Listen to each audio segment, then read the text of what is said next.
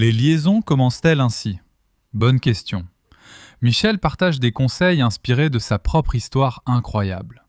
J'aimerais aussi partager mes réflexions sur ce sujet. Je voulais que plus de gens voient cela parce que, franchement, l'ennemi est sans relâche dans sa tentative de nous faire trébucher et tomber dans nos mariages, nos relations et notre marche avec le Christ. Donc, nous devons être très vigilants.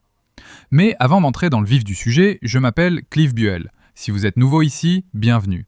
Si vous n'êtes pas nouveau ici, bon retour parmi nous. Cliquez sur le bouton d'abonnement. Près de 90% de mes spectateurs ne sont pas abonnés, c'est fou. Je vous invite à vous abonner pour découvrir plus de mon contenu chrétien quotidien, destiné à édifier les croyants et toucher les personnes perdues. Entrons dans cette histoire de Michel et répondons à la question « Est-ce comme ça que commencent les liaisons ?» Regardez ça. On peut être attiré par un autre homme que son mari. Personne n'en parle, mais c'est ce qui m'est arrivé avec 4 enfants de moins de 5 ans chez un nouveau pédiatre. Je ne l'avais jamais rencontré et j'attendais qu'il entre dans la pièce. La porte s'est ouverte et un homme séduisant est entré. J'étais stupéfaite. Je me suis dit, c'est notre pédiatre. Et il était tellement gentil. Il m'a regardé, il a souri et il a dit, une grande famille, j'adore les grandes familles et vous devez rester à la maison avec eux. J'arrête une seconde. Dire qu'il n'y a pas de personne attirante ou qu'on ne sera jamais attiré par quelqu'un d'autre une fois marié relève d'une ignorance volontaire. Ce n'est pas la réalité. Et peut-être que pour certaines personnes, mais c'est une anomalie, honnêtement. Il y a encore des personnes attirantes dans le monde. Ce n'est pas parce que vous vous mariez avec l'amour de votre vie, avec quelqu'un que vous trouvez tellement attirant, que toutes les autres personnes attirantes disparaissent. Ce que ça veut dire, c'est que vous avez pris un engagement et que vous devez pratiquer l'autocontrôle. Et ça veut dire que vous devez détourner le regard. Vous devez fuir la convoitise. C'est ce que dit la Bible. C'est le seul péché dont elle dit de s'enfuir. Il est essentiel d'avoir des limites, une vraie redevabilité et de l'autocontrôle. De marcher avec le Saint-Esprit, d'être en communion avec Dieu et d'honorer la personne que vous avez épousée. Il existera toujours des choses dans ce monde qui ne disparaîtront pas, simplement parce que vous vous êtes engagé. En fait, Satan commencera même à vous attaquer plus fortement parce que vous êtes maintenant dans une alliance qu'il veut détruire. Et donc nous devons vraiment être préparés et savoir, en nous engageant dans cela, que c'est une réalité. Et avec son histoire, comme vous allez le voir ici, cela l'a prise au dépourvu. Écoutez comment elle gère la situation. Il a dit avec un sourire. Je n'avais jamais eu une réaction comme ça en vivant à Los Angeles. Tout le monde me faisait des remarques parce que j'avais plus de 2 enfants. Et puis il m'a regardé, il a croisé mon regard et il a dit « Vous savez, j'aimerais que ma femme veuille plus de 2 enfants. » Il avait l'air triste. Il y a eu un vrai lien entre nous à ce moment-là. Et je me suis dit « Mon Dieu, ça m'a vraiment surprise d'avoir un moment aussi vulnérable avec un homme que je venais de rencontrer. » Puis il s'est tourné vers mon fils et a commencé l'examen médical. Je me suis dit que je pouvais poursuivre la conversation ou l'arrêter pour me concentrer sur mon fils, ce que j'ai fait. En rentrant, je me suis demandé pourquoi cet homme m'attirait et ce qui provoquait cette réaction. Je m'arrête un instant. Dès le début, elle devait choisir. Suivre cette voie, poursuivre ce que sa chair désirait, ou arrêter et faire ce pourquoi nous étions là. Elle l'a d'abord bien choisi, non? Mais ce n'est pas fini, n'est-ce pas? Vous en saurez plus. Mais cela montre qu'elle a su se maîtriser et s'est dit « Non, je ne peux pas me le permettre, ni lui accorder d'attention. » Et ensuite, écoutez comment elle finit réellement par fuir cette situation, comme l'Écriture le commande. Écoutez bien ceci. Une semaine après, je pensais au docteur et me suis dit « Mon Dieu, non. Est-ce ainsi que commencent les liaisons ?» Je ne sais pas, je n'ai jamais parlé à quelqu'un ayant eu une liaison, mais il me semble logique que cela débute par une amitié basée sur des centres d'intérêt communs. Ayant déjà réfléchi plusieurs fois, je me suis dit « Je ne peux pas y retourner. » Je ne sais pas où cela mènerait et je ne veux pas prendre ce risque. Je sais que ça peut sembler être une décision radicale, mais j'ai senti que je devais la prendre, parce que j'étais investie dans mon mariage, même si mon mari et moi étions tellement occupés. Je veux dire, tellement occupés. On était comme... Elle a choisi de fuir cela en mettant fin à cette relation. Elle a dit « Nous trouverons un autre pédiatre, même si c'est moins pratique, car elle a choisi son mariage plutôt que la tentation. » C'était une tentation. Elle n'a pas péché. Elle n'a rien fait de mal, mais elle a été tentée. Et ce qu'elle a fait face à cette tentation, c'est qu'elle a dit « Non, je ne vais pas y céder. Je vais en fait fuir cette chose, je vais m'en éloigner le plus possible pour pouvoir continuer à honorer mon mariage. » Ça c'est la clé, les amis. Nous ne sommes pas prêts à être dérangés, à être mal à l'aise, à faire quelque chose de plus difficile pour sortir des mauvaises situations. C'est ainsi que nous nous retrouvons dans des situations de péché. Nous étions comme 2 navires qui se croisent dans la nuit, essayant de maintenir notre famille à flot avec tout ce que nous avions à faire. Je me disais, j'ai pris un engagement envers un homme. Je t'aime, il m'aime, nous avons des enfants. Je n'avais pas joué avec le feu, alors j'ai arrêté. Je n'en ai jamais parlé à mon mari. Pourquoi aurais-je eu besoin de lui en parler? Il n'y avait rien à lui dire, je m'en suis occupée. Et j'ai pris une décision qui tient encore aujourd'hui. Je vais m'arrêter ici car je pense que c'est l'aspect de l'histoire de cette dame qui va le plus diviser. Aurait-elle dû le dire à son mari ?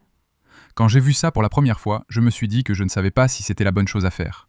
Je pense qu'elle aurait dû le dire à son mari. Je pense que ça aurait été la bonne chose à faire. Même si ce n'était qu'une tentation et qu'elle n'a rien fait de mal, elle a géré la situation et s'est retirée. Je pensais qu'elle aurait dû le dire à son mari, c'était important. Mais en y réfléchissant, et après en avoir parlé avec ma femme, mon avis a un peu changé. Je pense que c'est au cas par cas. Dans certains mariages, il peut être nécessaire de divulguer cette information selon votre histoire, notamment en cas d'infidélité ou de liaison.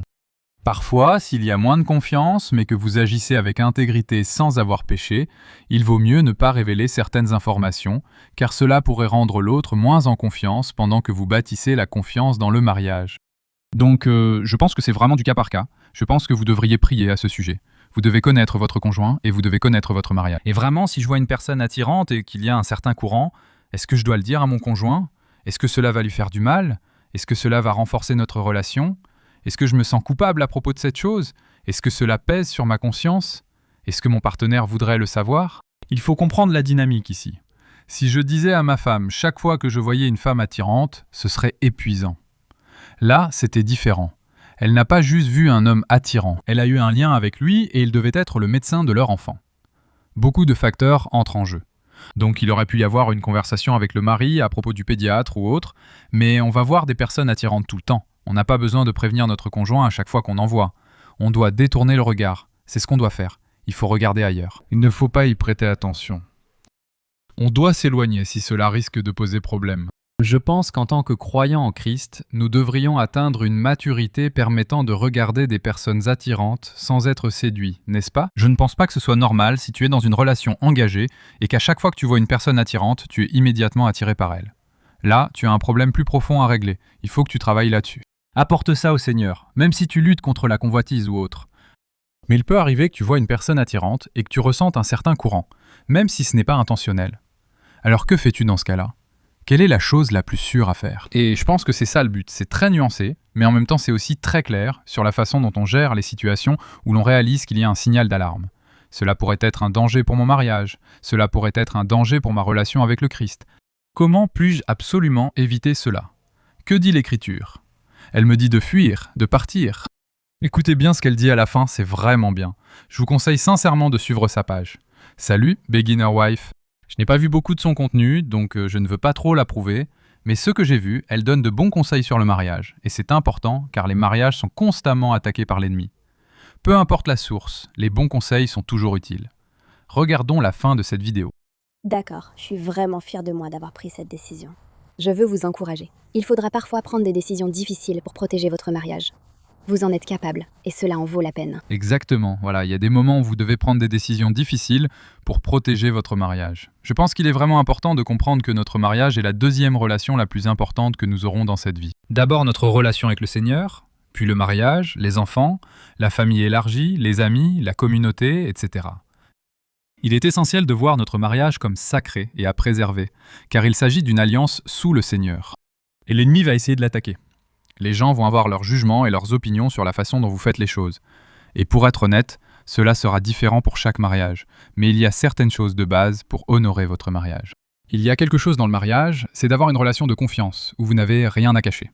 Il n'y a aucune raison d'être indigne de confiance ou de cacher quoi que ce soit, parce que littéralement, vous n'avez rien à cacher. Il est vraiment important que, quelles que soient les limites qui vont garder votre mariage sain et sécurisé, vous respectiez ces limites. Et elles peuvent changer avec le temps. Et peut-être que parfois elles fonctionnent, et parfois non. Parfois, il arrive que vous dépassiez ces limites par erreur, et deviez vous repentir, vous réajuster et réévaluer. Mais nous ne devrions jamais tomber dans des liaisons. Je pense que c'est comme ça que les liaisons commencent. C'est l'une des façons, n'est-ce pas ? Il y a des personnes qui sont mal intentionnées, et qui essaient délibérément de faire cela. Ceux qui ne cherchent pas à nuire à leur conjoint ou tromper leur conjoint, tombent dans ces liaisons en laissant de petites graines être semées et arrosées, puis en continuant sur cette voie, pensant que c'est innocent, jusqu'à ce que ça ne soit plus. Et cela devient un péché. Donc, nous devons être vigilants, et tu dois faire preuve de discernement.